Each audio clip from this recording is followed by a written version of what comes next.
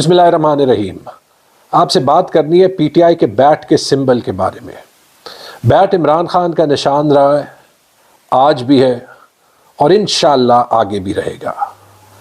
لیکن جو پچھلے 2 سال میں ایک پوری کوشش ہوئی ہے عمران خان کو اور پی ٹی آئی کو ایز اے پولیٹیکل فورس ختم کرنے کی، وہ ابھی تک بھی ناکام ہوئی ہے اور انشاءاللہ آگے بھی ناکام رہے گی. اگر اس کا ثبوت کسی کو چاہیے تھا تو کل کو ہاٹ میں، اور اس سے پہلے نوشہرہ میں، اس سے پہلے پشاور میں، اس سے پہلے مردان، چارسدہ، دیر، سوات، مالاکنڈ، کرک، بنو، ایبٹ آباد، خیبر، اسٹیٹ کی تمام آپریشن کے باوجود جو لوگ نکلے اور وہ ورکر کنونشنز جن کو حکومت اجازت بھی نہیں دے رہی تھی باقی پارٹیوں کے جلسوں سے پڑے رہے ہیں، انہوں نے یہ ثابت کر دیا کہ پی ٹی آئی آج بھی پاکستان کی واحد فیڈرل پارٹی ہے اور پاکستان کی سب سے بڑی پولیٹیکل فورس ہے.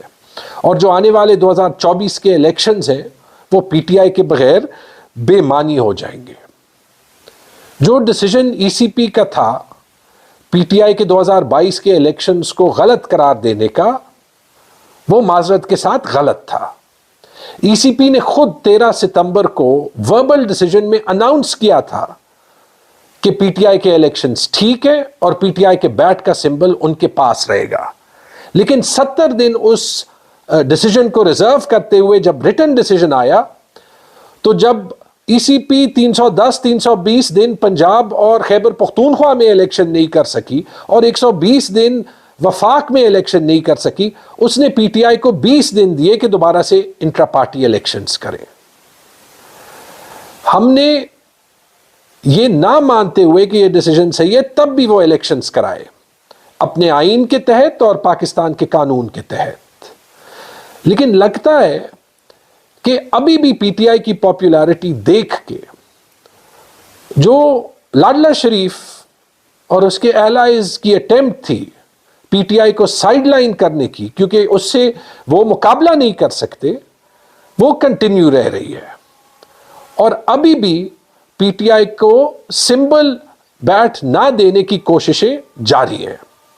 12-13 لوگوں سے جو ہے وہ پی ٹی آئی کے الیکشنز پہ اعتراضات اٹھائے گئے، جن میں وہ لوگ ہیں جو پی ٹی آئی کے ممبرز بھی نہیں ہیں، اور ان کو الیکشن کمیشن کل سنے گا.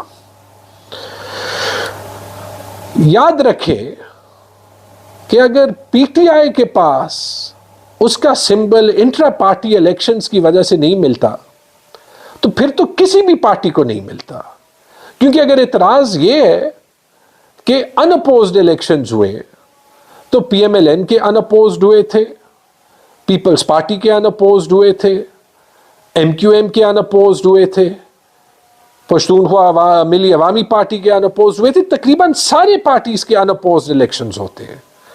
اگر اعتراضات یہ ہے کہ ٹائم کم تھا تو ٹائم تو الیکشن کمیشن نے دیا ہی کم تھا. لیکن آپ 15 جون کا ڈان دیکھ لیں، آپ کو نظر آئے گا کہ پی ایم ایل این کے کل ہونے والے الیکشنز کی صرف ایک دن پہلے خبر لگی تھی، اور وہ بھی لکھا تھا کہ ممکنہ طور پہ کل الیکشنز ہوں گے.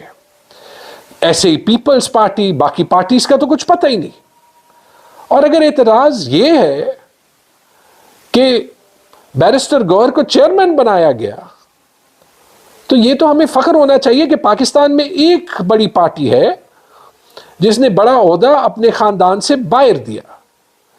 کیونکہ نہ تو پی ایم ایل این میں کوئی بڑا عہدہ شریف خاندان سے باہر جا سکتا ہے، نہ پیپلز پارٹی میں جا سکتا ہے، نہ جے یو آئی میں گیا ہے، نہ اے این پی میں گیا ہے. تو کیسے آپ پی ٹی آئی کے الیکشنز کو غیر قانونی قرار دیں گے؟ تو ہو ہی نہیں سکتا.